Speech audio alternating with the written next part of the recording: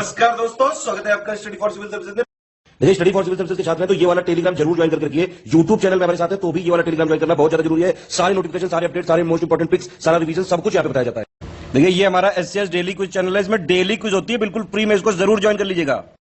ये हमारा इंस्टाग्राम का पेज है, इसको जरूर फॉलो कर लीजिएगा। Study for civil dot services करके अगर आप इंस्टाग्राम में सर्च करेंगे तो आपको मिल जाएगा। वीडियो के डिस्क्रिप्शन में इसकी लिंक दी हुई। इसमें आप स्टोरी सेक्शन जरूर देखते रहा करिए, प्लस इसमें हाईलाइट्स आते रहते हैं और प्लस पोस्ट आती रहती है, इनको जरूर फॉलो करते रहिए। नमस्कार दोस्तों, एक बार फिर से आपका बहुत बहुत स्वागत है स्टडी फॉर सिविल सर्विसेज में। और मैं एसके त्रिपाठी आज आप सभी के साथ जो हमारी daily current affairs news analysis की सीरीज है उसको यहाँ पर बाइलिंगुअल मैनर में कंटिन्यू करूंगा और कवर करूंगा। और ये जो आपके आर्टिकल्स हैं जैसा कि डिस्प्ले में हो रहा है, सारे लीडिंग न्यूज़पेपर्स और सारी जो गवर्नमेंट की लीडिंग वेबसाइट्स हैं वहां से कलेक्ट किए जाते हैं, फिर आप लोगों को यहाँ पर उपलब्ध कराए जाते हैं, जो आप लोगों के लिए स्पेशली फॉर यूपीएससी, सीएससी और उसके अलावा जो स्टेट पीसीएस के एग्जामिनेशंस होते हैं उनके लिए बहुत ही ज्यादा लाभदायी सिद्ध होगी। तो आप लोग इस सीरीज को कंटिन्यूअसली सतत रूप से लगातार रेपिटेटिव मोड में फॉलो करें और इसका महत्तम लाभ अर्जित करें। साथ ही दोस्तों, अगर आप ने इस वीडियो में 5000 लाइक्स का टारगेट कंप्लीट किया तो आप लोगों को इस वीडियो की जो पीडीएफ है वो फ्री ऑफ कॉस्ट हमारे इंस्टाग्राम के पेज पे अवेलेबल कराई जाएगी। तो आप लोग हमारा इंस्टाग्राम का पेज भी जरूर ज्वाइन कर ले, साथ ही हमारा जो टेलीग्राम का पेज है वो भी ज्वाइन कर ले, क्योंकि जो भी इंपॉर्टेंट पिक्स होती है जो फ्री ऑफ कॉस्ट आपको प्रोवाइड की जाती है वो वहीं पर आप लोगों को उपलब्ध कराई जाती है। तो आज हम देखेंगे कौन से टॉपिक्स को हम यहाँ पर कवर करेंगे। सबसे पहले चार धाम प्रोजेक्ट है, इसको पहले भी देखा हमने। यहाँ पर एनवायरमेंटल एस्पेक्ट को लेके थोड़ा क्रिटिसिज्म हो रहा है, इसी कारण ये न्यूज में है आपका। उसके अलावा दूसरा जो हमारा टॉपिक है, दुर्गा पूजा को अभी इंस्क्राइब किया गया है on UNESCO intangible cultural heritage list. तो बिल्कुल कंटेक्चुअल पार्ट है आपका, प्रीलिम्स के लिए इंपॉर्टेंट है। उसके बाद स्माइल स्कीम है, फिर ब्लैक मनी के बारे में चर्चा है और legal age of marriage for women, मतलब जो वुमेन्स की मैरिज की एज थी 18 ईयर्स उसको भी 21 करने की बात की जा रही है और बोला जा रहा है कि सेम ग्राउंड पे किया जाए, जैसे मेल्स के लिए है वैसे फीमेल्स के लिए होना चाहिए। कल के जो आपका वीडियो था उसमें एक टॉपिक जो था जो एनबीएफसी से रिलेटेड था और बैंकिंग सेक्टर से रिलेटेड था कि कुछ तरीके से जो को लेंडिंग आपकी स्कीम चल रही है उसको फॉलो किया जा रहा है और क्रिटिसिज्म हो रहा है, उसको यहां पर हम लोग कंटिन्यू करेंगे। कल कुछ एडिटिंग में प्रॉब्लम हो गई थी, ठीक है, तो उसको यहां पर कंप्लीट कर लेंगे। जो कल का कुछ जो थोड़ा बहुत 2-4 पॉइंट ही इंपॉर्टेंट है उसको देख लेंगे हम लोग। तो सबसे पहले पहला टॉपिक देखने जा रहे हैं हम लोग, और जो पहला टॉपिक है हमारा चार धाम प्रोजेक्ट के संदर्भ में, इंफ्रास्ट्रक्चर से भी रिलेटेड है ये आपका, और आप आर्ट एंड कल्चर में भी रख सकते हैं। तो जीएस पेपर 1 और आपका 3rd दोनों में ये आपका एम्प्लाई होगा। तो यहां पर सुप्रीम कोर्ट ने अलाउ किया है सेंटर को वाइडन करने के लिए 3 स्ट्रैटेजिक रोड्स को, इंफ्रास्ट्रक्चर से रिलेटेड हो गया, पार्ट ऑफ द चार धाम जो प्रोजेक्ट है कहां पर है, उत्तराखंड में है, ठीक है। Saying that need for its development was proportionate to the object of fulfilling the security concern of the nation। सीधी बात यहां पर यह है कि जो राष्ट्रीय सुरक्षा का मुद्दा है उसको यहां पर प्राथमिकता देते हुए सुप्रीम कोर्ट ने यह बोला है कि चार धाम प्रोजेक्ट के अंतर्गत यहां पे जो रोडों का चौड़ीकरण किया जाना है उसको जो है किया जा सकता है, उसको अनुमति दिया। ये तो कंटेक्स्ट हो गया, ये इतना इंपॉर्टेंट नहीं है, हमको जानने की जरूरत है कि चार धाम प्रोजेक्ट क्या है और ये कहां से कनेक्टेड है, दैट्स इट। यहां पर जो आपका रक्षा मंत्रालय है उसने हाईलाइट भी किया है, रक्षा मंत्रालय ने, ठीक है, हाईलाइट किया है कि सुरक्षा का मुद्दा है यहां पर, ठीक है, उसी से संदर्भित ये आपका प्रोजेक्ट है तो इसको अनुमति दी जाए। वहां पर कॉन्सर्न जो उठ रहा था एनवायरमेंटल एस्पेक्ट में उठ रहा था, तो उन्होंने बोला कि भैया राष्ट्रीय सुरक्षा, राष्ट्रीय हित जो है सर्वोपरि होता है, इसलिए इसको आप बनाने की अनुमति दे। तो वहां पर सुप्रीम कोर्ट ने अनुमति दे दी। अब सुप्रीम कोर्ट ने उत्तराखंड के 3 जो आपके हिली एरियाज है, पहाड़ी हिस्से, जिसमें एक आपका ऋषिकेश से माना है, ऋषिकेश से गंगोत्री और आपका जो टनकपुर से लेके Pithoragarh, forming part of the चार धाम महामार्ग विकास परियोजना, तो इसको जो है अनुमति दी गई है। This will be in the double lane paved shoulder format with a width of 10 metres, 10 metre की चौड़ाई, ये सब याद नहीं करना हमको, ठीक है। और उसके अलावा as prescribed by the December 2020, 5 of December, date वेट याद करने की जरूरत नहीं है, circular of the ministry of road transport and highways. तो इसका जो प्रारूप है इस तरीके से बताया गया था। अब it also ordered the setting of an oversight committee led by former supreme court judge, जो AK सीकरी थे आपके, उनकी अध्यक्षता में एक कमेटी बनाई गई। उन्होंने यहां पर यह ऑर्डर बताया है to ensure that the works were executed in an environmentally conscious manner, manner. कहने का मतलब ये कि यहां पर एनवायरमेंटल एस्पेक्ट था कि किसी तरीके से पारिस्थितिकी में, हमारे पर्यावरण में ऋणात्मक प्रभाव पड़ सकता है, तो वो एक क्रिटिसिज्म था। तो उसको इनकॉर्पोरेट करते हुए ये रिकमेंडेशन दी गई है of a high powered committee in this regard. ठीक है, तो कार्य जो यहां किए जा रहे हैं उनको पर्यावरणीय संदर्भ को उसमें संपृक्त करते हुए निष्पादित किया गया था, यह बताया गया है। जो निरीक्षण समिति बनी थी आपकी AK सीकरी जी के नेतृत्व में, यह भी इतना इंपॉर्टेंट नहीं, सिर्फ कमेटी याद रखिएगा कि यह कमेटी है, दैट्स इट। अब चार धाम प्रोजेक्ट के बारे में यहां पर कंटेक्चुअल जानकारी जो हमने पहले भी कवर किया है अभी इसी वीक। तो ये जो आपकी परियोजना है हिमालय में चार धाम तीर्थ स्थल जो बद्रीनाथ है, केदारनाथ, गंगोत्री और यमुनोत्री, तो उनके बीच में जो आपका कनेक्टिविटी है, संपर्क, उसमें इनहेंसमेंट करना है ना, क्वालिटेटिव जो है इंप्रूवमेंट करना, सुधार करना। दूसरा, ताकि उससे होगा क्या कि इन केंद्रों की यात्रा के लिए एक्सेसिबिलिटी में इनहेंसमेंट होगा, यात्रा जो होगी सुरक्षित होगी, तेज होगी, अधिक सुविधाजनक हो सकेगी। ठीक है, उसके अलावा यहां पर डायग्रामेटिक रिप्रेजेंटेशन दिया गया है, देख लीजिएगा आप लोग। इसके बाद यहां पे बताया जा रहा है कि ये जो प्रोजेक्ट है वो किस तरीके से क्रियान्वित होगा। एक तरीके से स्ट्रैटेजिक फीडर रोड होगी जो कनेक्ट करेगी इंडिया चाइना बॉर्डर को, ये इंपॉर्टेंट पॉइंट है, with the army camps in Dehradun और Meerut where missile bases and heavy machinery are located. तो स्ट्रैटेजिक इंपॉर्टेंस हो गया ना, रणनीतिक यहां पर इसकी महत्ता हो गई। ठीक है ना, राष्ट्रीय सुरक्षा का जो हमारा मुद्दा है वो संदर्भित हो गया, इसलिए आपका इंपॉर्टेंट हो गया। जहां पर हमारी सेना के जो बेस है, मिसाइल बेस है, भारी मशीनरी है, वो अवस्थित है। तो ऐसी लोकेशंस को वो कनेक्ट कर रही है। भारत चीन सीमा के संदर्भ में देहरादून और मेरठ में सेना के शिविरों को ये आपकी कनेक्ट कर रही है। इसके बाद लेइंग द फाउंडेशन स्टोन, जो इसका फाउंडेशन स्टोन था वो दिसंबर 2016 में हमारे प्रधानमंत्री जी के द्वारा उसको जो है गठित किया गया था, उसका क्रियान्वयन किया गया था ये प्रोजेक्ट। और ये ट्रिब्यूट है किस तरीके से, to those who lost their lives during flash floods in the state. तो फ्लैश फ्लड्स वगैरह आती रहती हैं यहां पर, और बताइएगा कमेंट बॉक्स में कि फ्लैश फ्लड्स होती क्या है, फ्लैश फ्लड्स क्या होती है ये बताइएगा। राजस्थान, जयपुर वगैरह के संदर्भ में आप लोग ये सुनते होंगे।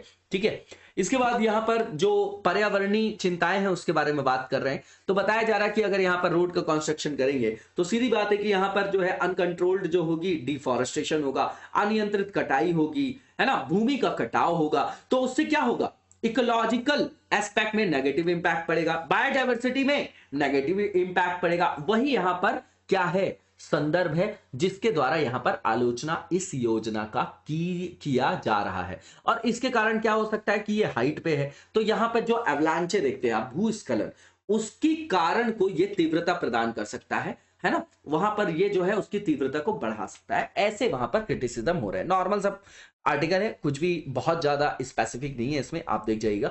इसके बाद जो नेक्स्ट आर्टिकल है हमारा, दुर्गा पूजा को यूनेस्को की अमूर्त इंटेंजिबल जो कल्चरल हेरिटेज है, सांस्कृतिक विरासत, उसकी सूची में अंकित किया जाना। कंटेक्स्ट ये है कि जो इंटर गवर्नमेंटल कमिटी है for the safeguarding of the intangible जो कल्चरल हेरिटेज है हैज इंस्क्राइब दुर्गा पूजा जो होती है कोलकाता में on the representative list of the intangible cultural heritage of humanity. बिल्कुल कंटेक्चुअल ये जो जानकारी है, कंटेक्स्ट बता रहे, ये इंपॉर्टेंट है। अब यहां पर ये डिसीजन जो है वो 13 से 18 दिसंबर के बीच लगभग 16 सेशन के दौरान आया है ना, ये बताया जा रहा है। अब दुर्गा पूजा के बारे में जानना जरूरी है हमारे लिए। तो ये 5 दिन का फेस्टिवल होता है जो 5th नाइट में से शुरू होता है और 9th डे जो होता है नवरात्रि का तब तक चलता है ना। मतलब जो आपका दशहरा आता है 10वां दिन, विजयादशमी जिसको आप बोलते हैं, तब तक ये आपका चलता है, which is Dashami, Vijayadashami. During this time people collectively worship, मतलब सामुदायिक रूप से इकट्ठा होकर एक साथ पूजा पाठ करते हैं, and invoke goddess Durga who is regarded as the feminine energy of the cosmos also known as शक्ति। तो शक्ति संप्रदाय के बारे में आप लोगों को पता होगा, उसी संदर्भ में पूजा पाठ ये लोग करते हैं। अब इसके बाद जो नेक्स्ट यहां पर पॉइंट बताया जा रहा है कि इसका जो ओरिजिनेशन है, जो इसका उद्भव है वो वेस्ट बंगाल से हुआ, क्योंकि वहां पर सबसे ज्यादा सर्वाधिक रूप से बंगाली कम्युनिटी निवासरत है।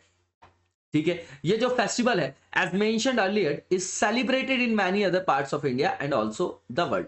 तो भैया ये त्योहार जो है आप देखते होंगे, दशहरा जो है, विजयादशमी, हमारे भारत में ऑलमोस्ट सभी जगह मनाया जाता है और विश्व के भी बहुत सारे अधिकांशता बहुत सारी जगहों में इसको सेलिब्रेट किया जाता है। इस टाइम पे आप देखेंगे तो intricately designed clay models of goddesses were worshipped in pandals and pavilions where people get together. सीधी बात है, मूर्ति वूर्ति बिठाते हैं हम लोग, उसको उसी संदर्भ से जोड़िएगा, है ना। उसी तरीके से बता रहे कि इस तरीके से पंडाल मंडप में जो है इनका पूजा पाठ किया जाता है, जहां सभी लोग इकट्ठा होते हैं। इसमें जो फोक सॉन्ग हो गए, है ना, उसके अलावा जो कलिनरी हो गई, क्राफ्ट हो गया, परफॉर्मिंग आर्ट्स हो गए, ट्रेडिशनली जो आपके परफॉर्म किए जाते हैं, वो सब इस सेलिब्रेशन के पार्ट है। नॉर्मल सी चीज है, कुछ भी नया नहीं है इसमें। इसके बाद जो इंटेंजिबल कल्चरल हेरिटेज होता क्या है उसके बारे में बता रहे हैं। तो बोल रहे हैं कि ये जो होता है does not end at monuments and collection of objects. तो इसके परे जो चीजें हैं वो आपके इंटेंजिबल कल्चरल हेरिटेज साइट्स के अंतर्गत आते हैं। इसके अंतर्गत ट्रेडिशन को इन्वॉल्व किया जाता है,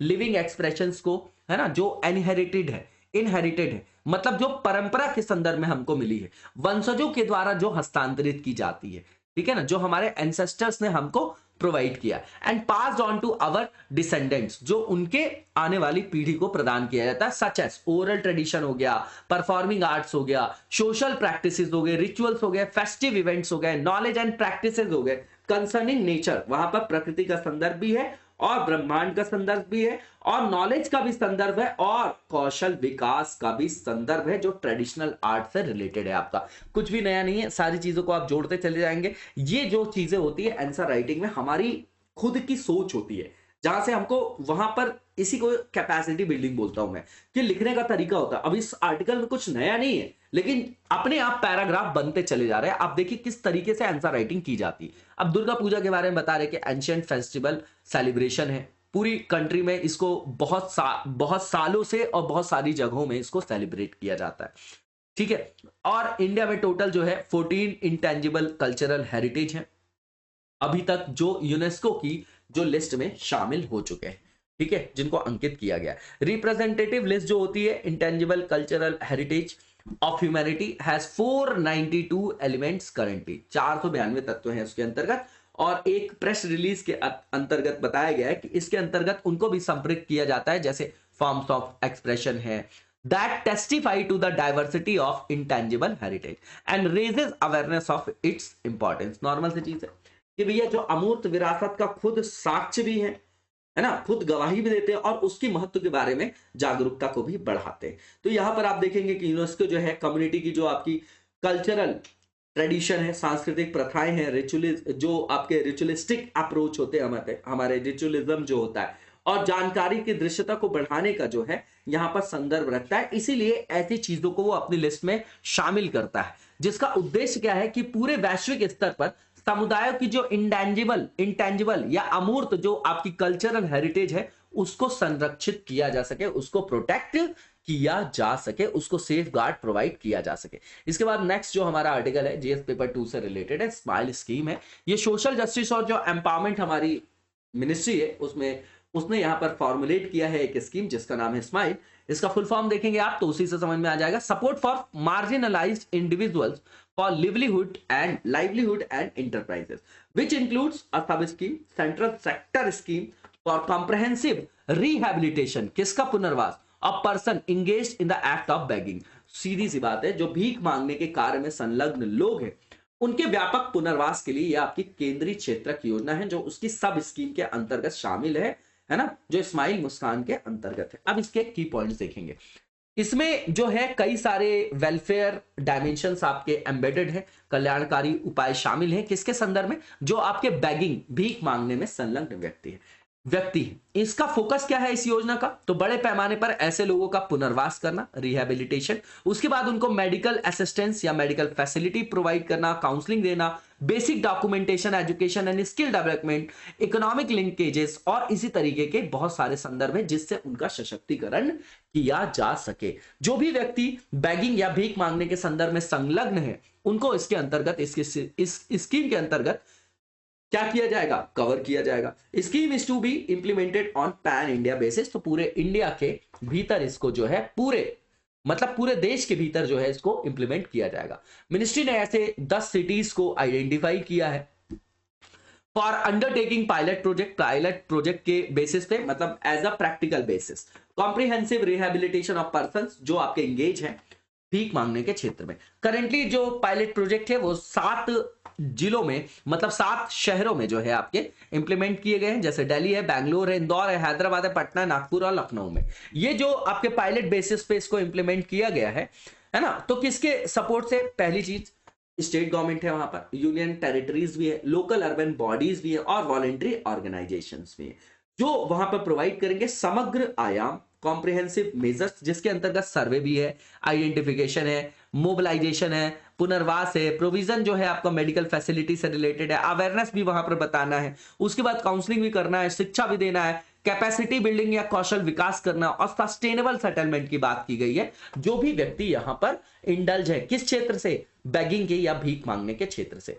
अब यहां पर यह बताया जा रहा है कि इस योजना के द्वारा लगभग 60,000 जो सबसे गरीब व्यक्ति हैं उनको गरिमापूर्ण जीवन जीने के लिए वहां पर लाभान्वित किया जाएगा। अब देखिए आर्टिकल 21 के अंतर्गत जीवन जीने के अधिकार के अंतर्गत आएगा क्या ये आपका? बताइएगा कमेंट बॉक्स में। इसके बाद यहां पर जो है इस स्कीम की आवश्यकता क्यों है? तो जो सेंसस है हमारे 2011 के, अब तो 21 का आना, तो कोविड के कारण थोड़ा ऊपर नीचे है, हर 10 साल में ये स्टार्ट होता है। आपने देखा होगा लॉर्ड रिपन के टाइम से ये 10 की जनगणना का आरंभ होता है। बताइएगा कि पहली बार जनगणना कब से स्टार्ट हुआ आपका? 1872 से हुआ कि 81 से हुआ?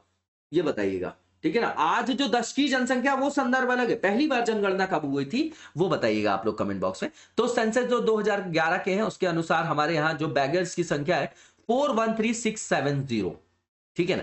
And the number has increase from the last census, तो हमेशा जो है इसमें इंक्रीमेंट देखा गया। वेस्ट बंगाल इसमें टॉप रैंक पे है, उसके बाद उत्तर प्रदेश है, उसके बाद बिहार है, ठीक है। और यूनियन टेरिटरीज में देखें तो न्यू दिल्ली में सबसे ज्यादा है, उसके बाद जो है चंडीगढ़ में, ठीक है। अब यहां पर नंबर्स देखिए बहुत ज्यादा जो है वहां पर फर्क दिखाई देगा दिल्ली और चंडीगढ़ में। उसका रीजन दूसरा है, दिल्ली में आपका पॉपुलेशन भी बहुत ज्यादा है। ब्लैक मनी, ब्लैक मनी किसको बोलते हैं? जिस अर्जित धन पर हम टैक्स पे नहीं करते, इसी में मनी लॉन्ड्रिंग सुनते होंगे आप लोग। पोयम स्कीम पढ़ी होगी आपने, पोयम स्कीम क्या है उसके बारे में कमेंट बॉक्स में बताइएगा, वेरी इंपॉर्टेंट, ठीक है ना। धन शोधन, मनी लॉन्ड्रिंग, जैसे हम कपड़ा गंदा है हमने लॉन्ड्री में भेजा, धुल के वापस आ गया, तो वैसे ही खराब मनी जिसमें हम टैक्स पे नहीं किया, हमने टैक्स 7 कंट्रीज में जहां पर टैक्स नहीं लगता है वहां पर उसको सेंड किया और वहां से टैक्स नहीं पे करना पड़ा, वहां से चैनलाइज करके वापस इंडिया में ले आए, तो बोलते हैं उसको क्या कि मनी लॉन्ड्रिंग करके ब्लैक को व्हाइट बना दिया।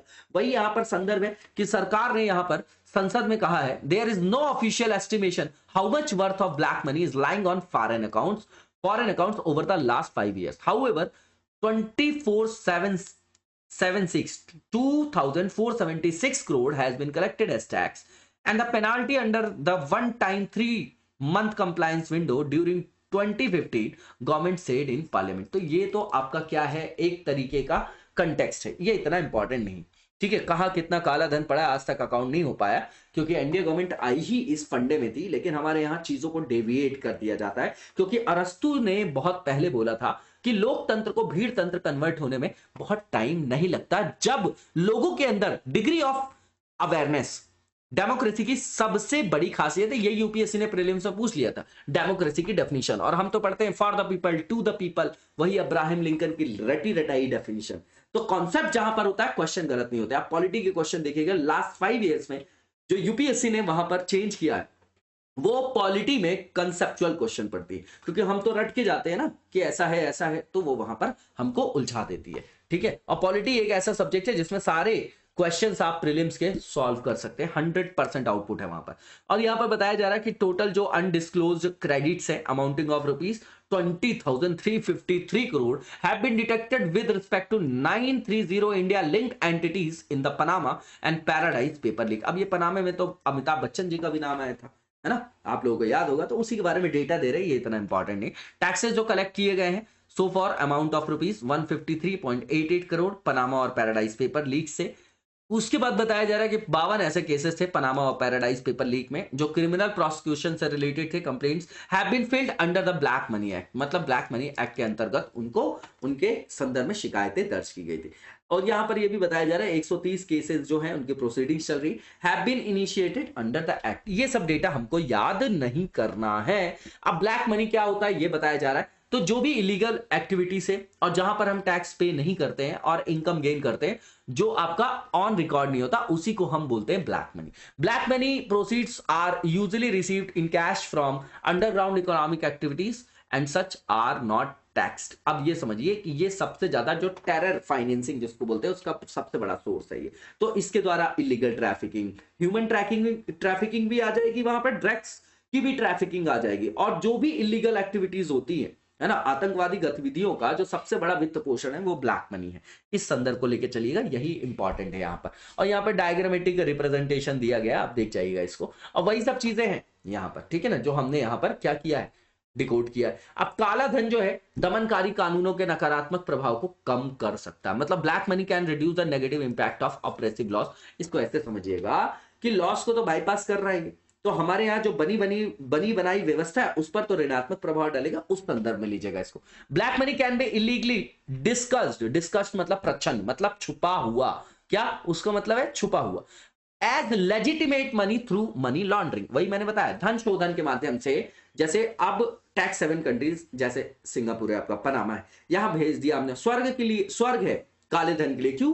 क्योंकि वहां पर टैक्स वैक्स नहीं लगता है, तो वहां पर हमने भेजा और बताया हमने यहां से धन अर्जन किया, वापस से हमने इंडिया ले आया उसको, तो वो क्या हो गया, ब्लैक को व्हाइट बना दिया मनी लॉन्ड्रिंग के माध्यम से, वो बताया जा रहा है यहाँ पर। The most common source of black money is the black market और अंडरग्राउंड इकोनॉमी। अब ये कॉम्प्रिहेंसिव वर्ड है। अब अंडरग्राउंड इकोनॉमी में हथियारों का जो आपका सप्लाई होता है इलीगल रूप से, है ना, ह्यूमन ट्रैफिकिंग होती है, ड्रग्स ट्रैफिकिंग होती है, गोल्डन ट्रायंगल किसको बोला जाता है बताइएगा जरा, है ना, जहां पर आपका ड्रग्स का जो है बहुत ज्यादा व्यापार होता है, इलीगल ट्रेड होता है, वो बताइएगा उसमें कौन कौन से क्षेत्र आते हैं, है ना।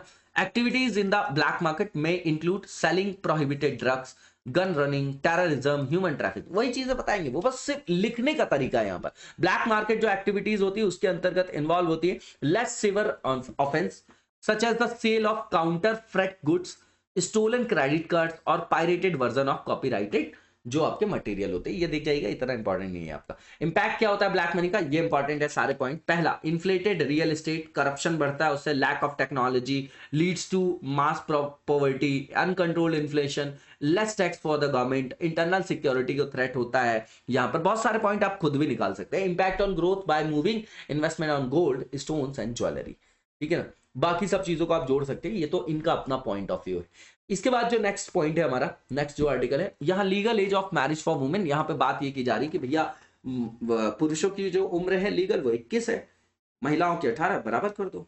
उसके कारण बहुत सारी चीजों को वो एड्रेस कर रहे हैं कि यहाँ पर जो जिन बच्चों को वो जन्म देती हैं तो उस समय वो जो है इतनी परिपक्व नहीं होती, तो वो हेल्थ कॉन्शियस को यहाँ पर कंसर्न को यहाँ पर लेके चल रहे हैं, ठीक है। तो यूनियन कैबिनेट ने अभी वेडनेसडे को ये डिसीजन लिया है कि जो लीगल एज है मैरिज की वुमेन्स की वो 18 से 21 किया जाना चाहिए। ये एक कंटेक्स्ट है। अब की पॉइंट्स क्या है, गवर्नमेंट ने यहाँ पे बोला है कि मेन और वुमेन के लिए जो है, अब यहाँ पर देखिए, यहाँ पर ला रहे हैं ये क्या, जेंडर इक्वालिटी 21 ला रहे हैं, है ना, बाकी चीजों में नहीं लाएंगे, वैकेंसी नहीं आ रही है, चीजों पे ध्यान नहीं देना है, वहां पर वुमेन्स को सिक्योरिटी प्रोवाइड नहीं करना है, अभी भी ग्लास सीलिंग जैसी समस्या है उसको एड्रेस नहीं करना है। ये इसलिए क्योंकि हम खुद अवेयर नहीं कि हमें चाहिए क्या, क्योंकि हम तो करंट अफेयर्स इसलिए पढ़ रहे हैं ना क्योंकि हमको पेपर देना है, इसको अदरवाइज मत लीजिएगा, है ना, एज एक मतलब जागरूक नागरिक के तौर पे लीजिएगा। हम तैयारी कर रहे हैं वो बात अलग है, लेकिन हम यहाँ के निवासी भी हैं, है ना, हमें सोचना होगा कि किस तरीके से चेंज लाना है हमको हमारे देश के सिस्टम में, ठीक है ना, दैट्स इट।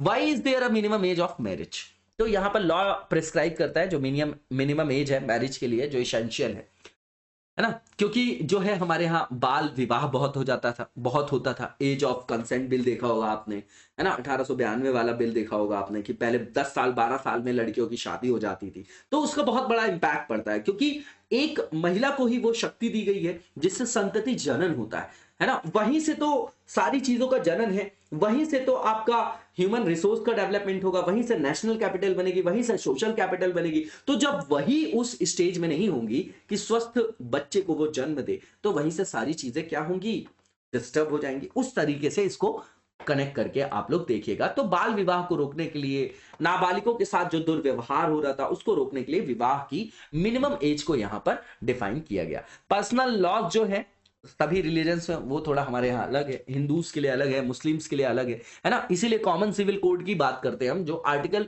43 में है कि 44 में, बताइए जरा कमेंट बॉक्स में कि कॉमन सिविल कोड कहां पर है ना, डीपीएसपी में कौन से आर्टिकल में। पर्सनल लॉ जो है कई तरीके के हमारे यहाँ जो धर्म है उसमें अलग अलग उनके कस्टम्स हैं, स्टैंडर्ड्स है, उसी के हिसाब से वो फॉलो करते हैं। जैसे हिंदुओं के लिए जो है 1955 का जो मैरिज एक्ट है उसमें 18 साल मिनिमम एज लड़कियों के लिए है, 21 ईयर्स जो मिनिमम एज है वो ग्रूम्स के लिए। इस्लाम में आप देखेंगे तो marriage of a minor who has attend puberty is considered valid. अब देखिए कॉन्ट्राडिक्शन कि भैया वहां पर अगर पुबर्टी आ गई उनको, है ना, जो रजोगुण बोला जाता है उनको, तो ये पबर्टी आ गई अगर वहां पर मेंस्ट्रुएशन साइकिल उनका स्टार्ट हो गया तो बोल देंगे कि वो आपकी क्या हो गई हैं, अब माइनर नहीं है, अब उनको जो है शादी के लिए वैध माना जाता है। ये कितना जो है वो आप इस तरीके से देखिए कि ये आपका किस तरीके का प्रावधान है, रूढ़िवादी सोच है ये, है ना। हार्मोनल इनबैलेंस होता है, मीडिया का फर्क पड़ता है। जल्दी प्यूबर्टी आ गई तो इसका मतलब ये थोड़ी है कि वो बच्ची जो है रेडी हो गई, है ना, शादी के लिए। तो ये जो है हमारे यहाँ प्रॉब्लम है, इसीलिए हमारे यहाँ कॉमन सिविल कोड की जरूरत है ना। ये एक पॉइंट है। अब इसको वहां से कनेक्ट करिए आप। यहां पर जो स्पेशल मैरिज एक्ट है 1954 का 1954 का and the prohibition of child marriage act जो 2006 का है उसमें भी प्रिस्क्राइब की गई जो एज है 18 और 21 है, ठीक है ना, जो मैरिज के लिए माना गया है ना। ये आपकी वुमेन्स के लिए, ये आपकी मेल्स के लिए, है ना, मेंस के लिए। For the new age of marriage to be implemented, these laws are expected to be amended। तो अब अमेंडमेंट होगा अगर ऐसा बोला जा रहा है। अब यहां पर सरकार ने ऐसा फैसला क्यों किया, तो बता रहे हैं कि जो हमारी गवर्नमेंट है अब उनको याद आया है कि री एग्जामिन किया जाए, यहां पर हमको बराबरी लाना है, जेंडर न्यूट्रल होना है, जेंडर न्यूट्रल होना। और कहीं नहीं समझ में आ रहा है, यहां पे आ रहा है, कोई बात नहीं, हमको एग्जाम देना है तो ये पॉइंट लिखना है। इसके बाद यहां पर यह बताया जा रहा है कि जो अर्ली एज ऑफ मैरिज होती है और जो आपकी उसके संदर्भ में जो गर्भधारण होता है उनका, है ना, जिसमें वो माता बन जाती हैं, हमारी जो बहनें हैं, है ना, महिलाएं हैं, तो उसका सीधा प्रभाव बच्चों के पोषण स्तर पर, उनके समग्र स्वास्थ्य पर, मानसिक स्वास्थ्य पर पड़ता है। सीधी बात है, कोई बच्चा जब पैदा होता है तो सबसे पहले उसको क्या चाहिए, एजुकेशन चाहिए, हेल्थ चाहिए, ठीक है ना। वो अपनी हेल्थ का खुद ख्याल नहीं रख सकता तो उनकी माता को अवेयर होना जरूरी होता है, इसलिए एजुकेशन देन हेल्थ ये दे दिया आपने, उसके बाद स्किल डेवलपमेंट करा दीजिए, ह्यूमन रिसोर्स बन जाएगा, ह्यूमन रिसोर्स बन जाएगा तो वो सोशल कैपिटल बन जाएगा, उसके बाद नेशनल कैपिटल और उसके बाद वैश्विक पूंजी के रूप में वो आपका क्या हो जाएगा, ट्रांसफॉर्म हो जाएगा। ये पूरा साइकिल है। तो वो पूरा साइकिल का जो होता है वो नेगेटिवली इंपैक्ट होगा। आपको पता ही है कि अभी हमने रिपोर्ट पढ़ी थी, हर दूसरी जो वुमेन है हमारे भारत में वो एनीमिक है।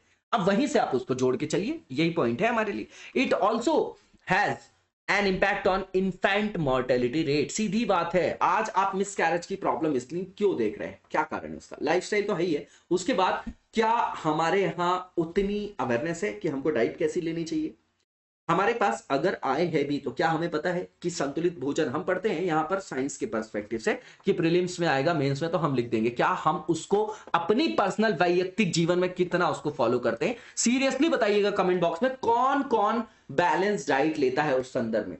बड़ा अलग सा क्वेश्चन है पर रियलिस्टिक मैनर में यह इंपॉर्टेंट क्वेश्चन है, ठीक है ना, लाइफ के संदर्भ में। तो IMR हो गया, MMR हो गया, उस पर इंपैक्ट पड़ता है। And the empowerment of women who are cut off from access to education livelihood after an early marriage. सीधी बात है, अर्ली मैरिज हो गई तो वो घर गृहस्थी में पड़ गई तो उनका जो करियर है उससे प्रभावित हो जाता है।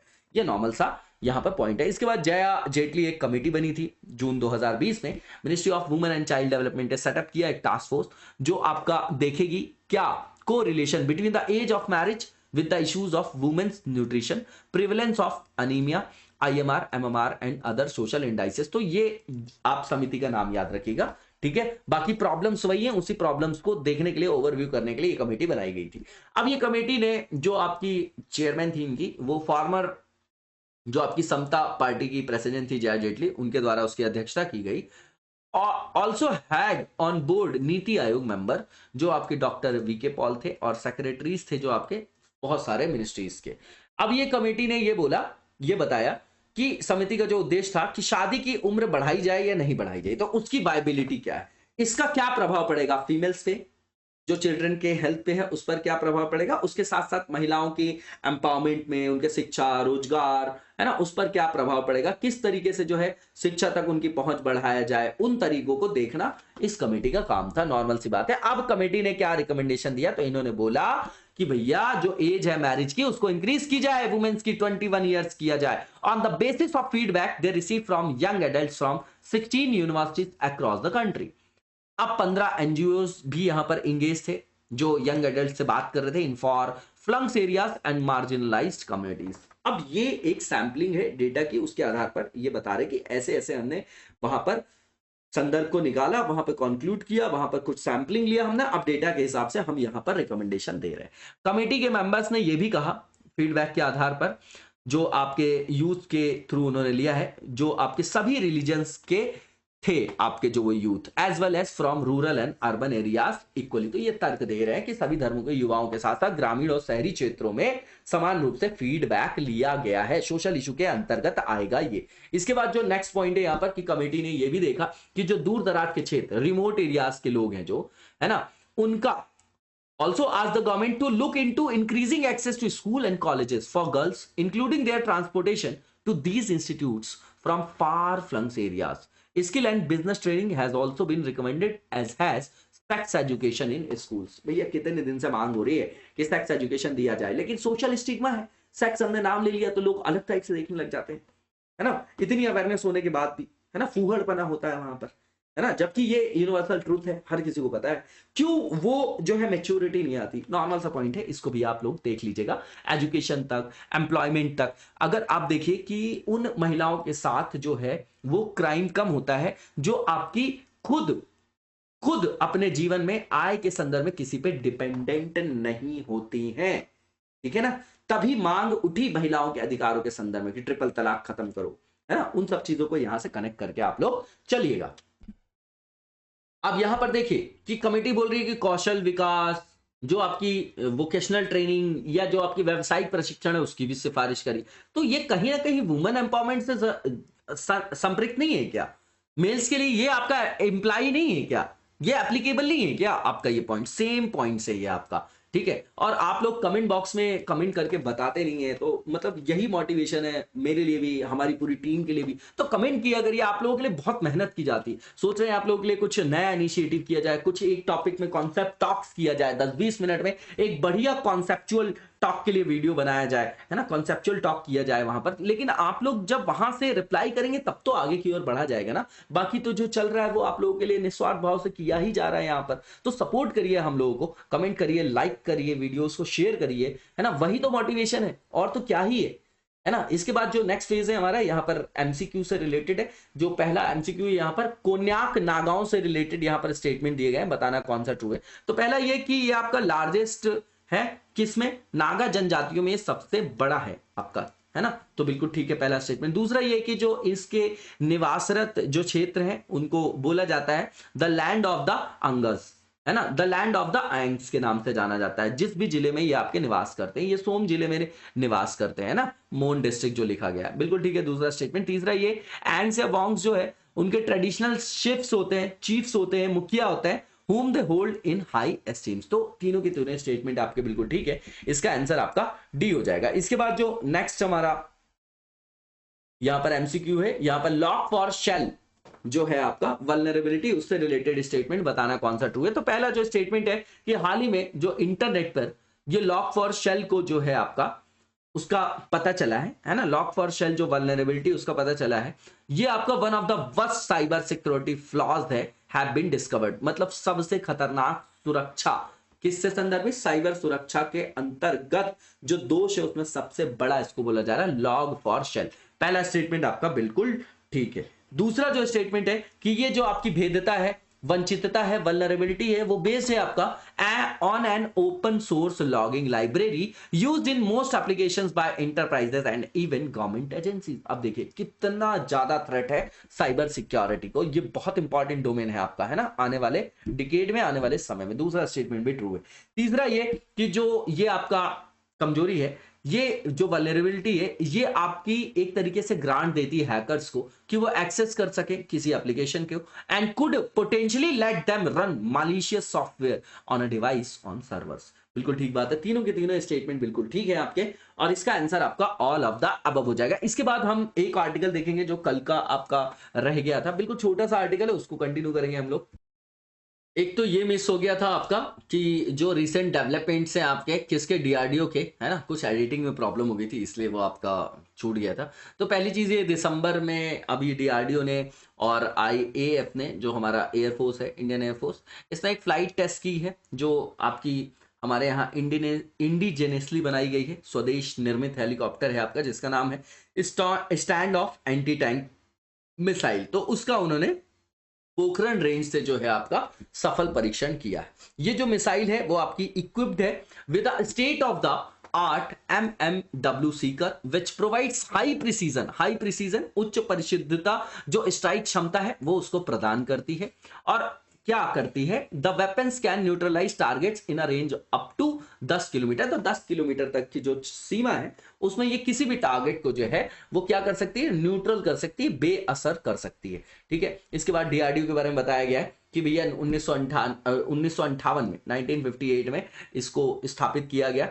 ठीक है, और यहाँ पर ज्यूरिसडिक्शन इंडिया में है, इसकी subsidiary gas turbine research establishment है। इसने अभी डिजाइन किया अवतार, डीआरडीओ, लक्ष्य और आपका निशान। तो लक्ष्य और निशान जो है वो क्या करता है उसके बारे में बताइए कमेंट बॉक्स में। इसके बाद में ये बताया जा रहा है कि जो 22 अक्टूबर है उसके दौरान इस प्रमुख जो आपका रिसर्च ऑर्गेनाइजेशन है, शोध संगठन, उसने उड़ीसा में जो बंगाल की खाड़ी के तट से दूर जो चांदीपुर है, चांदीपुर के बारे में ऑलरेडी क्वेश्चन फ्रेम किया है ज्वार और भाटे को लेके, है ना, यूपीएससी में देखिएगा आप लोग। अब बताइए कौन सा क्वेश्चन था वो आपका। उसमें जो अभ्यास की विभिन्न प्रणालियां हैं उसमें हीट नामक जो है आपका उसका परीक्षण किया है। High speed expendable aerial target HEAT का जो है उन्होंने परीक्षण किया है off the coast of the bay of Bengal in Odisha. ये जो व्हीकल है can be used as an aerial target. तो इस व्हीकल का यूज एरियल टारगेट के लिए किया जा सकता है, जो इवेल्युएट करेगा बहुत सारे आपके जो मिसाइल सिस्टम्स है उनको।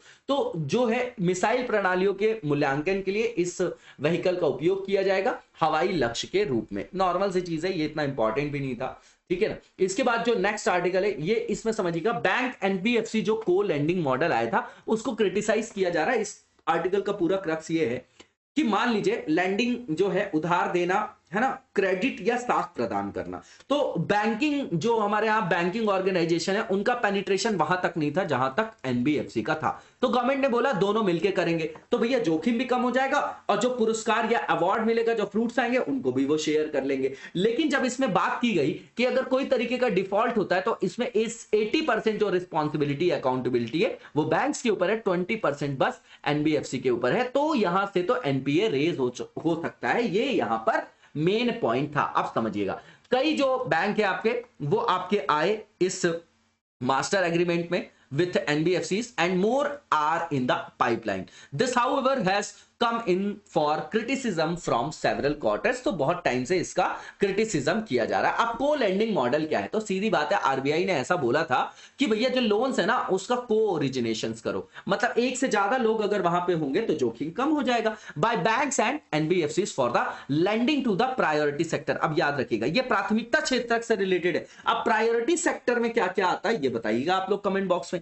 अब यहां पे जो अरेंजमेंट बताया गया उसमें संयुक्त भागीदारी थी।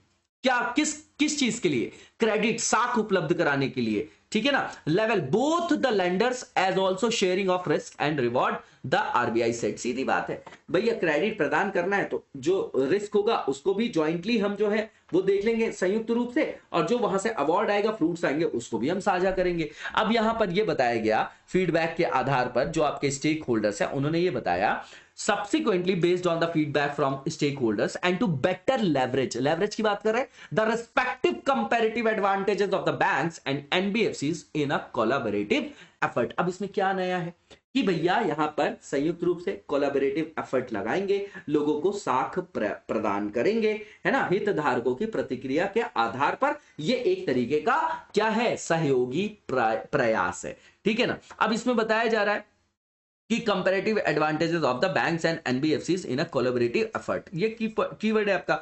The central bank allowed the lenders greater operational, जो आपकी फ्लेक्सिबिलिटी होती, केंद्रीय बैंक जो होते हैं जो प्रचालन से संदर्भित जो वहां पर अभिक्रियाएं होती हैं उसमें ज्यादा फ्लेक्सिबिलिटी प्रदान करते हैं, while requiring them to confirm to regulatory guidelines, जबकि उन्हें नियामक दिशा निर्देशों के अनुरूप होने की आवश्यकता होती है। इसमें कुछ भी नयापन नहीं है।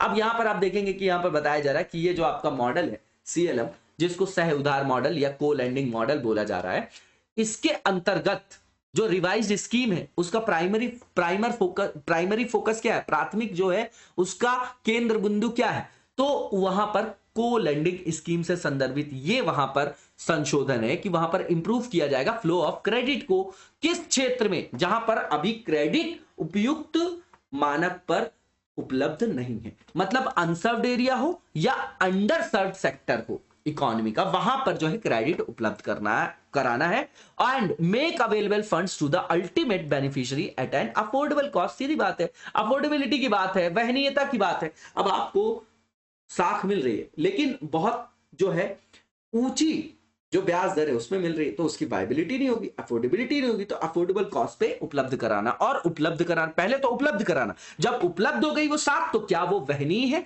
अफोर्डेबल है, वो सुनिश्चित करना। Considering the lower cost of funds from the banks and greater reach of the NBFCs, क्योंकि एनबीएफसीज की जो रीच थी लोगों तक ज्यादा थी, इसलिए उनको वहां पर एम्बेडेड संपर्क किया गया। The RBI said in a circular जो इशूड हुआ था लास्ट नवंबर में, है ना, पिछले साल, तो उसने यह तर्क दिया था कि ऐसा किया जाए। लेकिन अब रिस्क की बात करें, जो सबसे मेन क्रक्स है ना इस पूरे आर्टिकल का, वो यही है कि यहां पर अगर आप देखेंगे तो कई तिमाहियों से जो है इस मॉडल की क्या हो रही है, आलोचना हो रही है। तो क्यों हो रही है कि भैया सीएलएम के तहत अगर कोई भी जो एनबीएफसी है अगर वो किसी को लोन देती तो उसका सिर्फ 20% हिस्सा जो है उसको अपने पास रखना आवश्यक है, जिसको हम क्या बोलते हैं, रिस्क टू मैनेजमेंट, है ना, जिसको हम बोलते हैं कि जितना हमने लोन दिया तो उसका एक मिनिमम अमाउंट हमारे पास होना चाहिए। अदरवाइज एक्सेस लेवरेज में क्या होता है, लेमन ब्रदर्स का फेल्योर देखा जाता है, जो 2008 में अमेरिका के फेल्योर से पूरे विश्व में आर्थिक मंदी को कैटलाइज करती है। उसी तरीके की प्रॉब्लम हो सकती है, इसलिए एक मिनिमम जो अमाउंट है उसको रखा जाता है एज अ सिक्योरिटी, ठीक है ना। तो इसमें जो 20% हिस्सा है वो रखेगी एनबीएफसी, और जोखिम का 80% जो होगा वो बैंकों के पास होगा। इसका मतलब ये कि किसी तरीके का अगर डिफॉल्ट होगा तो उससे 80% प्रभावित होगा कौन, आपके बैंक्स, और केवल 20% फर्क पड़ेगा एनबीएफसी को। तो यहां पर तो पहले ही बैंकिंग सिस्टम में हम परेशान है कि हमारे यहां एनपीएस जो है लगातार बढ़ते जा रहे हैं, किसी केस में कुछ भी नहीं हुआ। आप चाहे नीरव मोदी का केस देख लीजिए, चाहे विजय माल्या का, चाहे सहारा का केस देख लीजिए, है ना, ये बिल्कुल सत्य है ना। ये हमको आंसर में नहीं लिखना है, वहां पर थोड़ा सा हमको अब क्या मतलब सर्विसेज ही ऐसी है ना, ये कि यहां पर लिखना हमको थोड़ा सा बिना बायस जो है, लेकिन सच्चाई जो है वो अलग है, ये आप लोग देखते होंगे। अब कॉर्पोरेट्स जो है बैंकिंग के अंतर्गत देखना है तो कॉर्पोरेट गवर्नेंस की हमेशा बात होती है। यस बैंक में अगर फेल्योर हुआ तो उसका कारण क्या था, आप बताइए कमेंट बॉक्स में। यस बैंक क्यों फेल हुआ, ठीक है, एचडीएफसी क्यों नहीं हुआ, आईसीआईसी क्यों नहीं हुआ, यस बैंक ही क्यों हुआ।